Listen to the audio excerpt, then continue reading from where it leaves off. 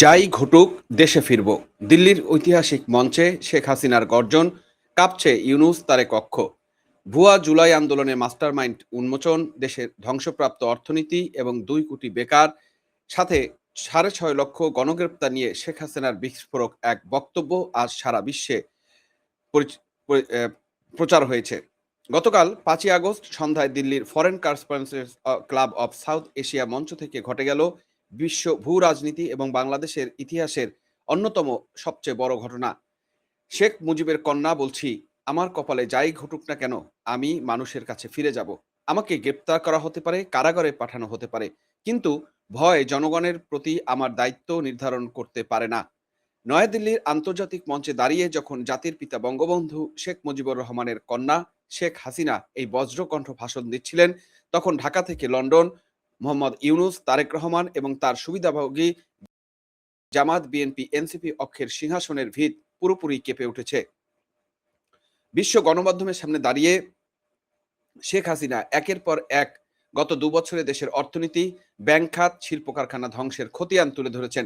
কোটা আন্দোলনের আড়ালে কিভাবে মাস্টারমাইন্ড ইউনূস ও উগ্রবাদীরা রাষ্ট্রীয় সম্পদ জ্বালিয়ে পুড়িয়ে বাংলাদেশকে ২ দশক পিছনে ঠেলে দিয়েছে, কিভাবে ৬.৫ লক্ষ রাজনৈতিক কর্মীকে গ্রেপ্তার করে পুরো দেশকে এক বিশাল উন্মুক্ত কারাগারে পরিণত করা হয়েছে, তার প্রতিটি অকথ্য তথ্য আজ বিশ্ব দরবারে উন্মোচিত হয়েছে।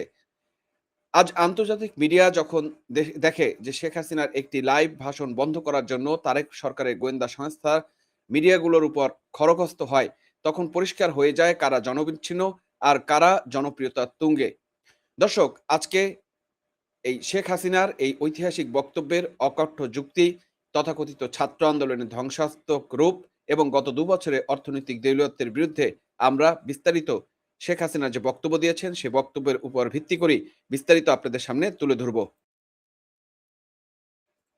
আসুন শেখ হাসিনার দেওয়া অকথ্য তথ্য এবং গণমাধ্যমে নথিপত্র ঘেঁটে সত্য উন্মোচন করি। ২০২৪ সালের জুলাই-আগস্টের ঘটনাকে কেন্দ্র করে বিশ্বজুড়ে এক শ্রেণীর সুবিধাভোগী সুশীল শান্তিপূর্ণ ছাত্র আন্দোলন বলে চালিয়ে দিতে চেয়েছিল। কিন্তু বাস্তব সত্য আসলে কি ছিল? শেখ হাসিনা তার ভাষণে অত্যন্ত স্পষ্টভাবে মনে করিয়ে দিয়েছেন, ২০১৮ সালে ছাত্ররা যখন শেখ হাসিনা দাবি করেছিল আওয়ামী লীগ সরকার কিন্তু তখনই কোটা পদ্ধতি বাতিল করেছিল। ২০২৪ সালে যখন হাইকোর্ট তা বাতিল করে, তখনও সরকার আপিল বিভাগে গিয়েছিল কোটা বাতিলের সিদ্ধান্ত বহাল রাখতে। প্রধানমন্ত্রী নিজে ৩ জন মন্ত্রীকে পাঠিয়েছিলেন, গণভবনে আলোচনার ডাক দিয়েছিলেন। তাহলে ১৬ই জুলাইয়ের পর আন্দোলন কেন সহিংস রূপ নিল? কেন Bangladesh television, Mohakhali elevated expressway, digital data centre, হাসপাতাল, মেট্রো রেল, কোটি কোটি টাকার রাষ্ট্রীয় সম্পদ পুড়িয়ে দেওয়া হলো? কেন ৪৬০টি থানার আগুন দিয়ে ৩,০০০-এর বেশি পুলিশ সদস্যকে পুড়িয়ে এবং পিটিয়ে হত্যা করে ঝুলিয়ে রাখা হলো? এর উত্তর মোহাম্মদ ইউনূসকে নিজেই বিশ্বমঞ্চে দিয়েছেন।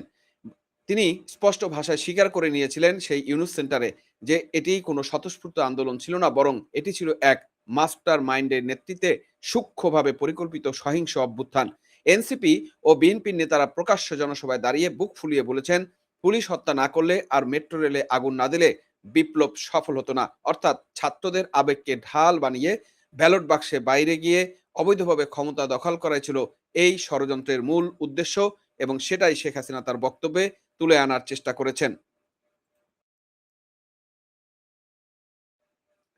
শেখ হাসিনা তার বক্তব্যে অত্যন্ত গুরুত্বপূর্ণ একটি বিশ্ব প্রশ্ন বিশ্ববাসীর কাছে ছুড়ে দিয়েছেন, যার জবাব আজ পর্যন্ত ইউনূস বা তারেক সরকার দিতে পারেনি। শেখ হাসিনা ১৮ই জুলাই প্রতিটি মৃত্যু নিরপেক্ষ তদন্ত নিশ্চিত করতে একজন বিচারকের নেতৃত্বে বিভাগীয় তদন্ত কমিটি গঠন করেছিলেন। পরবর্তীতে ১লা আগস্ট সেটিকে ৩ সদস্যের শক্তিশালী কমিশনে উন্নীত করেন। কেন? যাতে সহিংসতায় জড়িত প্রকৃত অপরাধীদের শাস্তি দেওয়া যায়, কোনো নিরীহ মানুষকে যেন বিচারহীন না থাকে।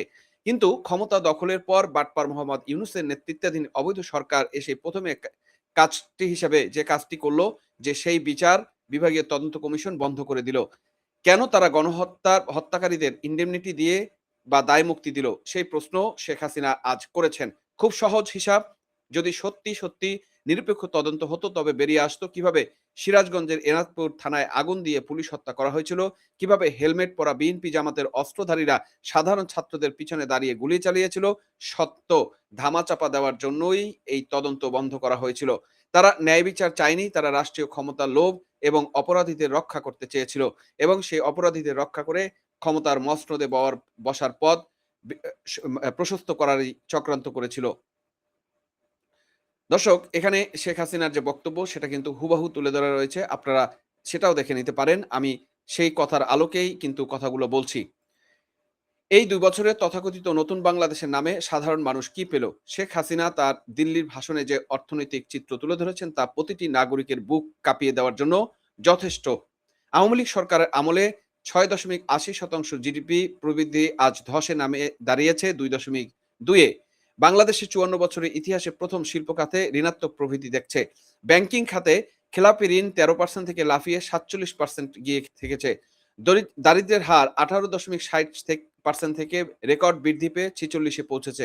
দেখেন দর্শক, কত স্পষ্ট ডাটা উনি দিয়েছে। ১৮ কোথায় আর এখন ৪৬ কোথায়? তার মানে বাংলাদেশের মানুষ দরিদ্র থেকে দরিদ্রতর হচ্ছে। মানুষের পেটে ভাত নেই, ভাত জোগাড় করার মতো তাদের ব্যবস্থা বা আয় ইনকাম নেই। এরপরে যেটা বলেছেন, নতুন করে ২ কোটির বেশি মানুষ চাকরি হারিয়ে বেকার হয়েছে। ৫০০রও বেশি টেক্সটাইল ও পোশাক কারখানা সম্পূর্ণ বন্ধ হয়েছে। শেখ হাসিনার ১৬ বছরের টানা মেয়াদের সাথে এই দেউলিয়া শাসন ব্যবস্থার তুলনা করুন। ২০০৮ সালের অর্থনীতি ছিল $৭০ বিলিয়ন, যা আওয়ামী লীগ সরকার বাড়িয়ে করেছিল $৪৫০ বিলিয়ন। মাথাপিছু আয় $৮৮২ থেকে বেড়ে $২৭৮৪ হয়েছিল। পদ্মা সেতু, মেট্রো রেল, রূপপুর পারমাণবিক কেন্দ্র, কর্ণফুলী টানেল, শতভাগ বিদ্যুৎ, এগুলো কি হাওয়ায় ভেসে এসেছে? আজ ডায়ালাসিস বন্ধ হয়েছে, ডায়ালাসিস সেন্টারগুলো বন্ধ করে দেওয়া হচ্ছে, বিদ্যুৎ কেন্দ্রে ঋণের টাকার জন্য বন্ধ হয়ে গেছে। আর সরকার প্রতিদিন ব্যাংক থেকে ৭০০ থেকে ৯০০ কোটি টাকা চড়া সুদে ঋণ নিয়ে জোড়াতালি দিয়ে চলছে। এটি শাসন নয়, এটি রাষ্ট্রকে তলাবিহীন ঝুড়িতে পরিণত করার সুপরিকল্পিত এক মহা চক্রান্ত। এবং সে কথাই কিন্তু এই জননেত্রী শেখ হাসিনা, যার বাংলাদেশের প্রতি দরদ রয়েছে, মায়া রয়েছে, তিনিই কিন্তু এই কথাগুলো তুলে নিয়ে আসছেন। একজন নেত্রী কতটা দূরদর্শী হলে দেশের সার্বিক অবস্থা প্রতিটা সময় তিনি দেশের বাইরে গিয়েও প্রতিটি ডাটা কিন্তু তার মুখস্থ এবং উনি মুখস্থভাবেই তার বক্তব্যে প্রতিটা জিনিস চমৎকারভাবে তুলে ধরেছেন। শুধু অর্থনৈতিক দেউলিয়ত্ব নয়, গত ২ বছরের রাজনৈতিক নিপীড়ন কোন পর্যায়ে পৌঁছেছে? শেখ হাসিনা আন্তর্জাতিক সংবাদ মাধ্যমের কাছে যে পরিসংখ্যান দিয়েছে তা শুনে বিশ্ব সম্প্রদায় শিউরে উঠেছে। গত ২ বছরে অন্তর্বর্তীকালীন সরকার এবং বর্তমান তারেক রহমানের সরকারের অধীনে ১০,০০০-এর বেশি মানুষ খুন ও গুমের শিকার হয়েছেন। ৬,৫০,০০০-এর বেশি মানুষকে গণগ্রেপ্তার করা হয়েছে এবং ৩৫০০-র বেশি সাজানো মামলা ৩৫,০০০-এর বেশি সাজানো মামলায় ৪,০০০ ৪.৫ লাখ কর্মী, চিহ্নিত কর্মী এবং ১০ লাখের বেশি অজ্ঞাত মানুষকে আসামি করে পুরো দেশকে আতঙ্কের উপত্যকা বানানো হয়েছে। ছাত্র যুবলীগের নারী কর্মীদের হেফাজতে নিয়ে অমানসিক নির্যাতন চালানো হয়েছে। ধানমন্ডি ৩২ নম্বরে জাতির পিতা বঙ্গবন্ধু শেখ মুজিবুর রহমানের স্মৃতি বিজড়িত ঐতিহাসিক বাসভবন বুলডোজার দিয়ে গুঁড়িয়ে দেওয়া হয়েছে। মুক্তিযোদ্ধাদের গলায় জুতার মালা পরানো হয়েছে। রিসেট বাটনে চেপে মুক্তিযুদ্ধের ইতিহাস মুছে ফেলার যে অপচেষ্টা ইউনূস এবং জামাত বিএনপি চক্র করেছে, আজ দেশের জনগণ তা ঘৃণা ভরে প্রত্যাখ্যান করেছে বলে তিনি উল্লেখ করেছেন। দর্শক, আপনারা একটু যদি খেয়াল করেন শেখ হাসিনার এই যে বক্তব্য, সেই বক্তব্য আজকে কিন্তু উনি সেই এফসিসিতে ফরেন করেসপন্ডেন্ট যে সেন্টারের যে বক্তব্য, সেখানে কিন্তু উনি স্পষ্ট তুলে ধরেছেন তার বক্তব্য এবং তার এই বক্তব্য কিন্তু বিশ্ববাসীর কাছে সুন্দরভাবে, চমৎকারভাবে তুলে ধরা হয়েছে এবং সমস্ত বিশ্বের প্রায় ৪৪ কোটি ভিউ হয়েছে। তার মানে কি পরিমাণ মানুষ তাদের এই বক্তব্য দেখেছে সেটা আপনি একটু চিন্তা করেন। শেখ হাসিনার এই যে বক্তব্য, সেই বক্তব্য যদি আপনাদের কাছে আমি একটু শোনাই, তাহলে আপনারা বুঝতে পারবেন যে আসলে কিভাবে শেখ হাসিনা তার বক্তব্য জাতির কাছে তুলে ধরেছেন এবং সত্য ঘটনা তুলে ধরার চেষ্টা করেছেন। আমরা তার বক্তব্য একটু শুনতে চাই, তাহলে বুঝতে পারবো যে উনি কত দূরদর্শীভাবে এই বক্তব্যটা আমাদের সামনে তুলে ধরেছেন। Also, as the daughter of the father of the nation, Bangabandhu Sheikh Mujibur Rahman, I speak as someone who has spent her life with the people of Bangladesh. I was forced away from my country, but I was never separated from my people. Before I speak about the present crisis, I pay my deepest homage to the father of the nation, Bangabandhu Sheikh Mujibur Rahman, to the Saline national leaders, and to the 3 million martyrs of our war of liberation. I also remember with profound grief and members of my own family, whom I lost on 15th August 1975. দর্শক এখানে কিন্তু তার আপন ভাই যে ২ বছরের ছোট শেখ কামালের আজকে জন্মদিন বা সেই ব্যাপারটাকে তুলে এনে তিনি কিন্তু আবেগ আপ্লুপ্ত হয়ে গিয়েছিলেন। আসলে তার পরিবারের প্রতি একটা অন্যতম টান রয়েছে, দেশের মানুষের প্রতি যে টান রয়েছে সেখান থেকে উনি আবেগ আপ্লুপ্ত হন বারবার, সেটা আমরা অনেকবারই দেখেছি। শুনি তারপরে উনি কি বলেছেন।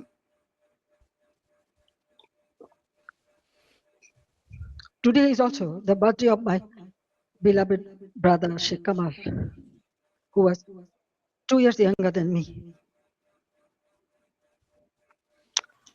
He was a valiant freedom fighter, a youth leader, a sports organizer, and a cultural activist. His life represented the courage, creativity, and patriotism of the young generation of Bangladesh. I remember him today with deep love, pain, and pride.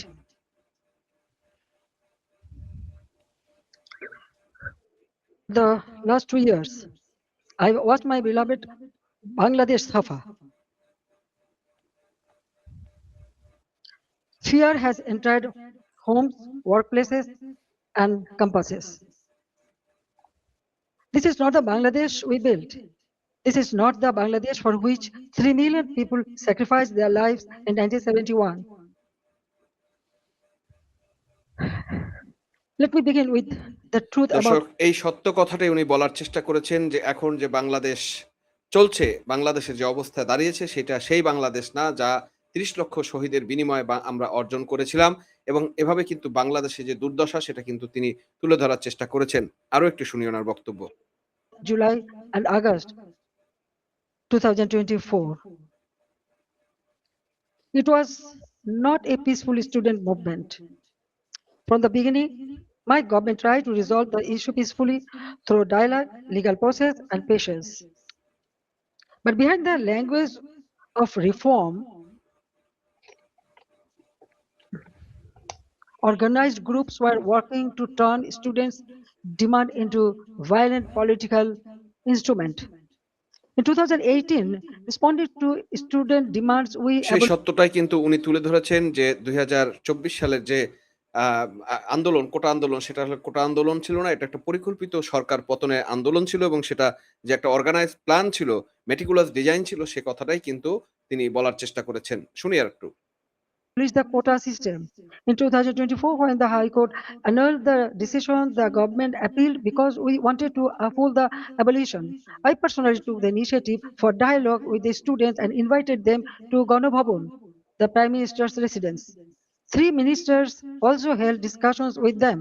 A quota reform movement was turned into a one-point demand for my resignation. দর্শক এই কথাগুলোই আমি আপনাদেরকে তুলে ধরার চেষ্টা করেছি। শেখ হাসিনা যে জ্বালাময়ী শাণিত বক্তব্য দিয়েছেন এবং সকল বাধা, তারেক ইউনূস সরকারের সমস্ত বাধা এবং সমস্ত বিপত্তিকে আ বাদ দিয়ে এবং ওভারলুক করে আজকে জনগণের সামনে উনি যে বক্তব্য দিয়েছেন সেই বিষয়টাই কিন্তু তুলে ধরার চেষ্টা করেছে এই শেখ হাসিনা তার বক্তব্যে। এবং এর মাধ্যমে বাংলাদেশের গণমানুষের যে কথা এবং মানুষের যে আবেদন, সেই কথাগুলোকে, সত্য ঘটনাগুলোকে কিন্তু তিনি তুলে ধরার চেষ্টা করেছেন, মানুষের সামনে বলার চেষ্টা করেছেন। সুতরাং আমরা বলতে পারি শেখ হাসিনার দূরদর্শিতায় এবং এই দূরদর্শী বক্তব্য সারা বিশ্বে বাংলাদেশের বর্তমান অবস্থা সেটা প্রতিফলিত হবে বলেই আমরা বিশ্বাস করি। শেখ হাসিনার দিল্লির ভাষণ কেবল একটি রাজনৈতিক বক্তৃতা নয়, এটি হলো বাংলাদেশের ১৮ কোটি মানুষের, ক্ষুব্ধ মানুষের মুক্তির সনদ। আজকে যখন বাংলাদেশে ভয়, অনিশ্চয়তা, উগ্রবাদ আর অর্থনৈতিক সংকট চরমে হাবুডুবু খাচ্ছে, তখন শেখ হাসিনার অকুতোভয় ঘোষণা, "আমি আমার মানুষের কাছে ফিরে যাব। কোনো ভয় আমার দায়িত্ববোধ রোধ করতে পারবে না।" প্রমাণ করে যে সে প্রকৃত দেশপ্রেমিক এবং রাষ্ট্রনায়ক। শেখ হাসিনা আজকে বাংলাদেশের যে চরম দুর্দশা, সেই অবস্থা থেকে বাংলাদেশকে রক্ষা করার জন্য দেশবাসীর কাছেও আবেদন জানিয়েছেন, করুণ আবেদন বা আকুল আবেদন জানিয়েছেন এই দেশকে রক্ষা করার জন্য। কারণ সে প্রকৃত দেশপ্রেমিক এবং দেশকে ভালোবাসে বলেই সে থাকুক আর না থাকুক, দেশের মানুষ যাতে ভালোবাসে, সেই ভালোবাসা থেকেই সে বিশ্ববাসীকে এই আহ্বান জানিয়েছিল।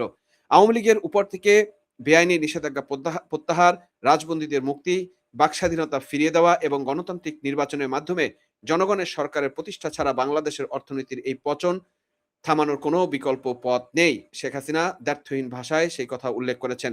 ফাঁকা স্লোগান এবং সেন্সরশিপ দিয়ে আওয়ামী লীগ ও শেখ হাসিনাকে মানুষের মন থেকে মোছা যায়নি এবং যাবেও না।